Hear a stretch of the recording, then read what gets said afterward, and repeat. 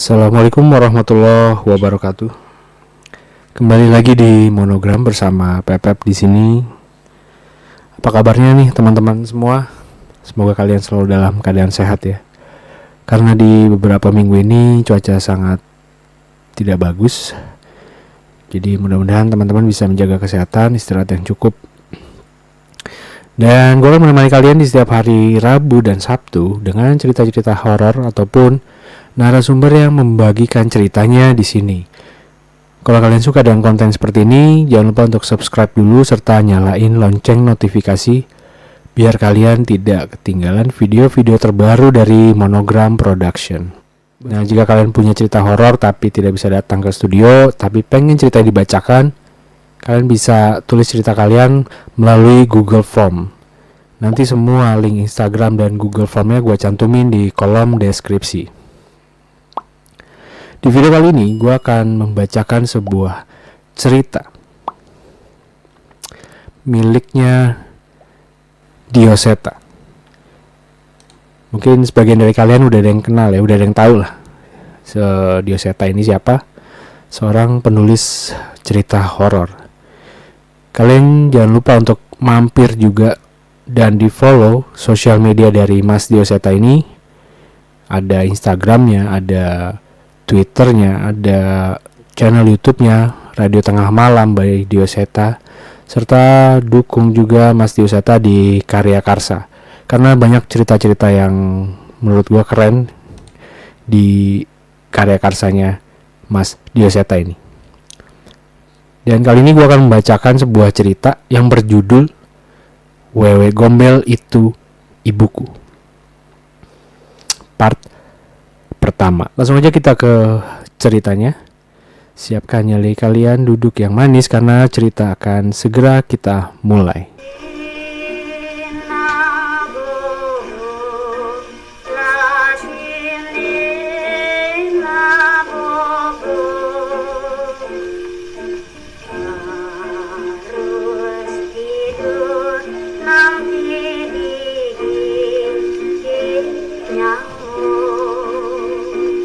Wewe Gombel Itu Ibuku.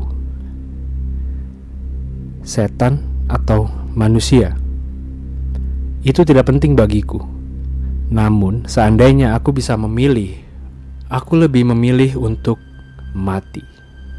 Wewe Gombel, sosok roh jahat, hantu, roh halus yang berwujud perempuan, yang menurut mitos yang beredar dikenal dengan sering menculik anak kecil di waktu maghrib dan menyembunyikannya di alamnya.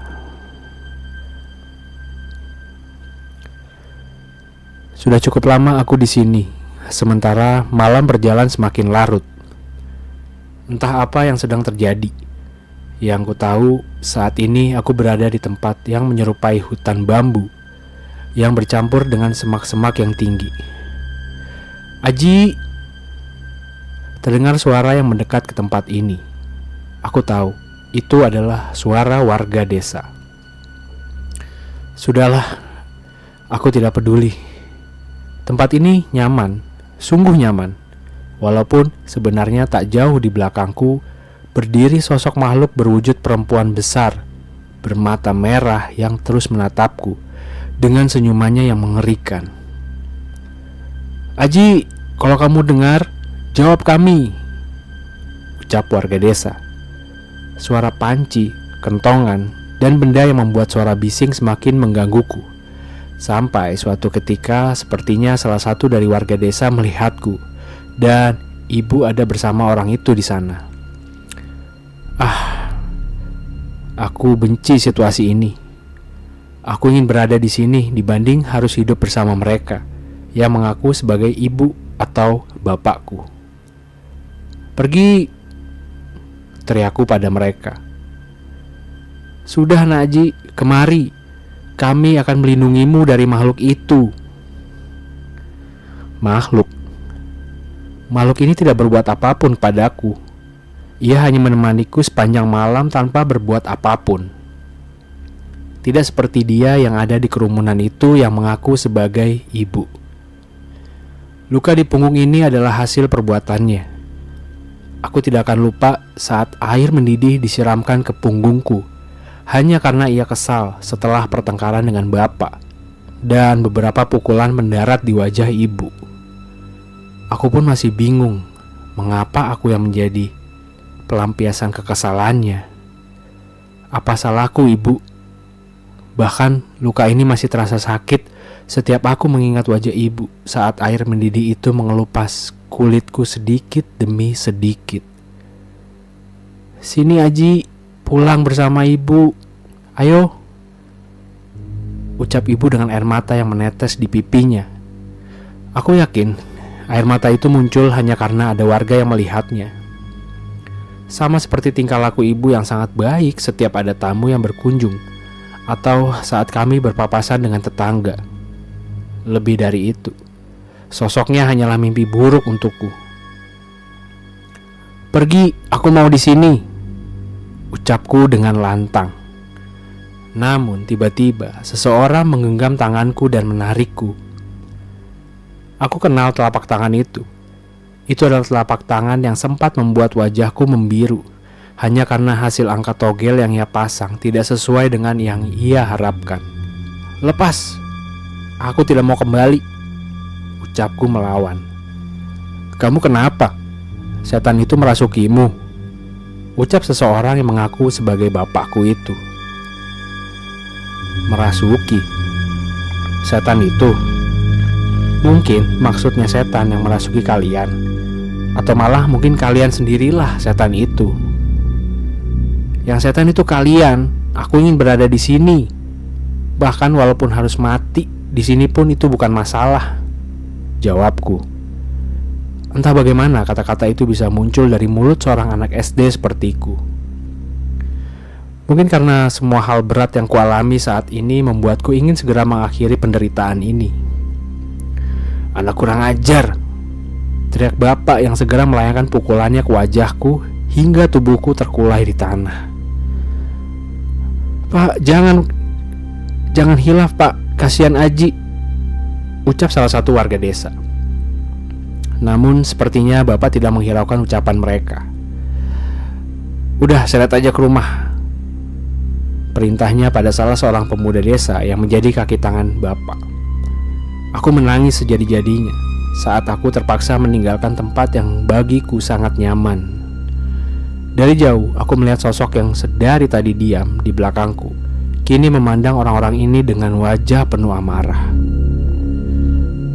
Di tengah tangisanku, tiba-tiba pemuda yang menyeretku pulang tadi tiba-tiba terhenti.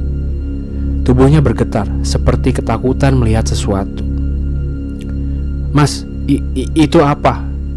tanya pemuda itu kepada warga lainnya dengan tubuh yang gemetar. Tak lama setelahnya, kaki pemuda itu terseret jauh ke dalam hutan yang entah akan berujung kemana. Tak cukup sampai di situ, tiba-tiba kedua tangan bapak tertarik sendiri ke arah berlawanan dengan sekuat tenaga. Tidak ada yang mempercayai kejadian itu bila tidak melihatnya dengan mata kepala sendiri. Tolong!" teriak bapak yang mulai merasa kesakitan. Semua orang berusaha memegangi tangan bapak, namun tidak ada artinya. Hingga akhirnya kulit lengan bapak terkelupas, tak mampu menahan sesuatu yang menarik tangannya, sebelum akhirnya kedua tangannya berpisah dari tubuhnya. Darah bermuncratan ke tubuh warga desa yang mencoba menolong bapak. Seluruh warga menjadi panik. Kali ini giliran ibu. Tubuhnya yang kurus itu melayang sambil memegangi lehernya seolah ada sesuatu yang mencekiknya. Kakinya berusaha meronta-ronta, namun semua itu tidak ada artinya. Seseorang yang dianggap sebagai orang pintar di desa itu pun maju dan membacakan doa-doa. Seketika ibu terjatuh dan mendapatkan nafasnya kembali. Tapi entah mengapa aku merasa kecewa. Apakah aku menginginkan kematian ibu? Semua belum berakhir. Sebuah kekuatan besar menyerang sesepuh desa itu hingga membuatnya memuntahkan darah berwarna hitam dari mulutnya. Saat itu juga warga berlari meninggalkan tempat ini, berusaha menyelamatkan diri. Kini hanya tersisa ibu yang meronta-ronta meminta tolong. Namun setan itu tidak peduli. Ia menampakkan wujudnya dengan mencabik-cabik tubuh ibu dengan tangannya yang dipenuhi dengan kuku yang panjang, dan menggerogoti tubuh ibu dengan giginya yang sekarang berlumuran darah. Mengerikan. Apakah ini semua karena perbuatanku? Sudahlah, aku tidak peduli. Kini aku kembali sendiri di antara rimbunnya pohon bambu, meletakkan kepalaku di tanah dan kembali menutup mata. Aku merasakan keberadaan makhluk itu yang kembali ke tempatnya tak jauh dari tempatku berada. Sepertinya ia terus mengawasiku dari sana. Dari wujudnya, aku bisa menebak dia adalah makhluk yang sering diceritakan warga desa dengan nama Wewe Gombel. Bedanya, menurutku ia tidak semengerikan yang warga desa ceritakan kepada anak-anak sepertiku. Apalagi setelah ia menyelamatkanku dari mereka yang menyakitiku. Kira-kira apa dia akan keberatan kalau sejak sekarang aku memanggilnya dengan sebutan Mak Wewe. Sebuah gitar kecil usang kumainkan di pinggir jalan, berharap ada sedikit uang logam yang jatuh ke gelas plastik bekas minuman yang kuletakkan di hadapanku. "Terima kasih, Bu," ucapku saat beberapa recehan bekas kembalian berbelanja di toko dekat tempatku mengamen jatuh di gelas itu. Dari jauh, seorang anak kecil seumurku datang menghampiriku dengan membawa kecrekan yang ia buat sendiri menggunakan tutup botol. Dia Agus, anak kecil yang juga mengamen di sekitar sini sama sepertiku. "Dapat berapa, Ji?" tanyanya. "Nih, segini," ucapku sambil menunjukkan beberapa keping uang yang cukup untuk membeli sebungkus nasi dengan lauk gorengan. "Kamu?" "Sebenarnya lumayan, tapi tadi Bang Bagor datang, diambil duluan deh," jawab Agus. "Ya udah, nanti makan bareng aku aja, cukup kok ini," jawabku. Beginilah nasib hidup di jalanan. Kadang rajin mencari uang pun tidak cukup. Kami harus mencari cara agar uang kami tidak diambil oleh mereka yang mengaku penguasa daerah sini. "Bude, kayak biasa ya, tapi gorengannya 2. Dapat nggak?" tanyaku pada ibu pemilik warung nasi di tempatku biasa menukarkan recehanku. "Udah, ambil aja sendiri, itu piringnya," ucap ibu itu. "Hehe, terima kasih ya, Bu. Nanti aku makan di belakang, biar pembeli lainnya nggak pada kabur," ucapku.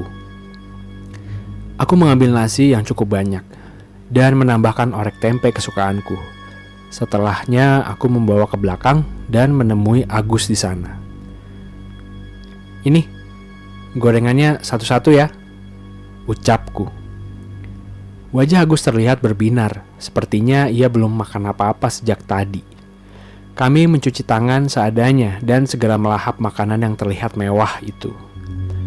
Sampai kapan ya kita hidup sengsara begini? Buat makan aja susah. Itu pun masih harus berurusan sama preman pasar kayak Bang Bagor, keluh Agus. Aku tidak heran dengan ucapannya. Luka di pelipisnya menandakan Bang Bagor tidak hanya mengambil uang Agus, tapi juga menyakitinya.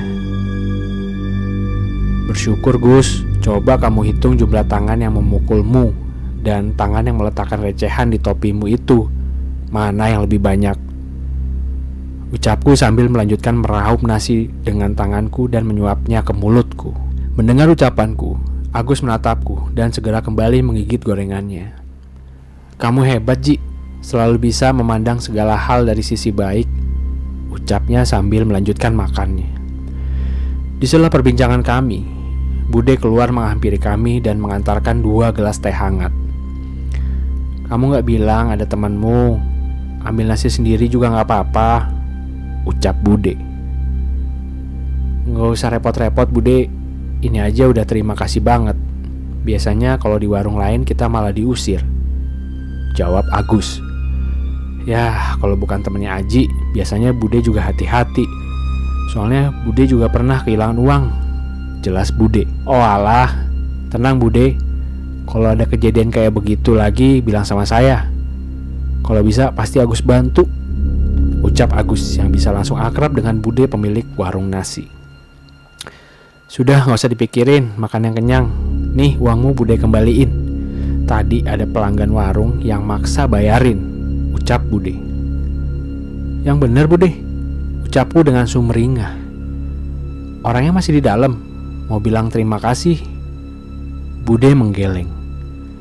Sudah pulang, nanti Bude sampein kalau dia datang lagi, jawab Bude yang segera meninggalkan kami. Mungkin hidupku masih jauh lebih layak, tapi setidaknya masih ada beberapa hal-hal kecil yang mampu membuatku tersenyum. Pagi ini, seperti biasa, aku bersiap untuk mencari recehan dari belas kasihan orang yang melewati komplek pertokoan. Namun dari jauh, aku melihat Bang Bagor sudah menunggu di warung rokok tak jauh dari tempat yang kutuju. Aku memilih untuk pergi menjauh, apalagi setelah melihat Bang Bagor tidak sendiri. Dia mengumpulkan preman lainnya, seolah merencanakan sesuatu. Hari ini aku cukup sial, uangku tidak cukup untuk membeli makan. Beruntung ada sisa makanan di bangku taman kota yang ditinggalkan orang. Setidaknya ini cukup membuat perutku bersabar.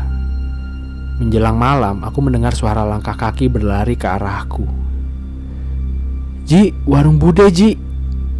teriak Agus yang berlari terengah-engah ke arahku. Aku yang tengah beristirahat di pinggir jalan segera berdiri menghampiri Agus. "Kenapa Gus? Kok buru-buru gitu?" tanyaku. "Warung Bude dihancurin sama Bang Bagor. Nggak tahu dia ngamuk kenapa," ucapnya. Dengan segera aku berlari menuju warung Bude. Benar ucapan Agus. Bang Bagor dan teman-temannya sedang kesetanan menghancurkan warung yang menjadi tempat terakhirku untuk datang seandainya tidak mendapat makanan. "Ini akibatnya kalau kamu tidak menurut," teriak Bang Bagor. "Jangan Mas, ini tanah keluarga, tidak mungkin saya jual," ucap Bude yang terlihat memohon kepada Bang Bagor. "Kuburan suami saya juga ada di belakang." Rupanya Bang Bagor disuruh oleh beberapa orang berdasi yang sudah berkali-kali ingin merebut tanah yang Bude gunakan untuk warung itu. Aku tahu, ini baru permulaan. Beberapa anak buah Bang Bagor mulai berdatangan dengan membawa sebuah jergen yang kuduga berisi bensin untuk membakar warung Bude. "Bang, udah bang, jangan bang," teriakku berusaha menghalanginya untuk menyulut api ke warung Bude. Namun aku hanya anak kecil. Yang terjadi malah pukulan darinya melayang bertubi-tubi di tubuhku hingga tidak berdaya. Agus mencoba membantuku, namun hal yang sama juga terjadi padanya. "Kalian ini cuman anjing jalanan, gak usah ikut campur, cuh," ucap Bang Bagor sambil meludahi kami. Aku terus mencoba berdiri. Tidak ada warga sekitar yang berani mengusik gerombolan preman itu. Dan ketika aku menoleh, kobaran api sudah mulai menyala di warung Bude. Bude menangis sejadi-jadinya. Aku menyeret tubuhku ke arahnya dan mencoba menghibur dan melakukan apa yang aku bisa. "Bapak," ucapnya dengan air mata yang menetes. Ia menatap warungnya yang menjadi tempat tinggalnya bersama suaminya sejak mereka menikah. Saat kehilangan warung itu, sudah tidak ada lagi yang berarti baginya. Tetesan-tetesan air matanya tak henti-hentinya membasahi tanah di sekitar tempat itu. "Aji, maafin Bude kalau ada salah." Bude yang kehilangan akal tiba-tiba berlari masuk ke kobaran api itu. "Bude, jangan Bude," teriakku. Sayangnya, aku hanya berteriak tanpa punya nyali untuk mengejarnya ke dalam kobaran api. Yang kulihat setelahnya, hanya Bude yang menangis di dalam warungnya sambil memeluk foto almarhum suaminya saat api mulai mengelilinginya. Kobaran api yang menyala dengan buas itu membakar satu-satunya orang yang masih menyayangiku bersama sebuah warung nasi kecil yang sangat berarti bagiku. Bang Bagor sama sekali tidak menyangka akan adanya kejadian itu. "Bang, gimana? Kita bisa dituduh ngebunuh orang," ucap anak buah Bang Bagor. "Ah, brengsek. Kenapa bisa jadi begini?" Terlihat Bang Bagor mulai merasa kesal. Biarin aja, kita minta bos buat urusin masalah polisi. Mendengar ucapan Bang Bagor, anak buahnya mulai merasa tenang, namun perbuatannya membuatku tidak bisa memaafkan apa yang sudah ia lakukan. Air mataku menetes begitu deras. Aku mengambil sebuah pisau yang tercecer dari peralatan warung bude, berlari secepat mungkin dan menghujamkannya ke tubuh Bang Bagor. Sayangnya, dengan tenagaku, tusukanku tidak dalam dan Bang Bagor masih bisa menahanku. "Bocah anjing," ucapnya, dan aku membalasnya dengan meludahi wajahnya. Aku tahu ini akan membuatnya sangat marah, tapi setidaknya aku puas melampiaskan emosiku. Pukulan demi pukulan dihantamkan olehnya bersama anak buahnya. Rasa sakit menjalar di sekujur tubuhku. Beberapa suara tulang yang patah juga terdengar dari rusukku. Sayangnya, ternyata dengan itu saja mereka masih belum puas. Bang Bagor mengambil pisau yang tadi kubawa, seolah bersiap menikamku. "Bang, jangan bang. Kalau bocah itu mati, urusan sama polisi bisa tambah panjang." "Gue gak peduli. Nanti mayat nih bocah kita bakar bareng ibu-ibu sialan itu," ucapnya. Kali ini aku benar-benar ketakutan. Tajamnya pisau itu mulai menggores pipiku. "Gua gak bakal puas sebelum nyongkel kedua mata lu," ucap Bang Bagor yang sudah sangat kesal dengan perbuatanku. Aku menangis ketika pisau itu sudah bergeser dari pipi ke mataku. Tak dapat kubayangkan rasa sakit apa yang akan terjadi apabila benda itu berhasil mengeluarkan bola mataku dari tempatnya. Tapi tiba-tiba aku merasakan ada hawa aneh di sekitarku. Saat itu juga tangan Bang Bagor terhenti. Ia menjatuhkanku kembali ke tanah. Tingkah laku Bang Bagor terlihat aneh. Ia memandangi pisau itu dengan wajah yang ketakutan. Sepertinya ia mencoba berbicara, namun tak mampu mengendalikan tubuhnya. "Bang, kenapa bang?" ucap salah satu anak buahnya itu. Namun bukan jawaban yang ia terima, melainkan sebuah pisau yang tepat menusuk jantung anak buahnya itu. "Bang, lu kenapa bang? Mati dia bang," ucap anak buah yang mencoba menahan diri untuk mendekat.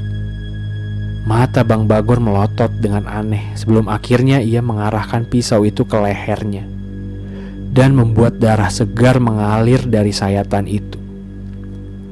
Agus memandang ketakutan ke arah belakangku seperti melihat sosok yang mengerikan. Aku menoleh. Itu adalah sosok yang kukenal dulu. "Mak Wewe?" tanyaku. Makhluk itu tidak menjawab, tapi aku tahu semua ini adalah ulahnya. Wajahnya kali ini terlihat menyeramkan dengan mata yang penuh amarah. Sepertinya ia tidak puas dengan kematian Bang Bagor.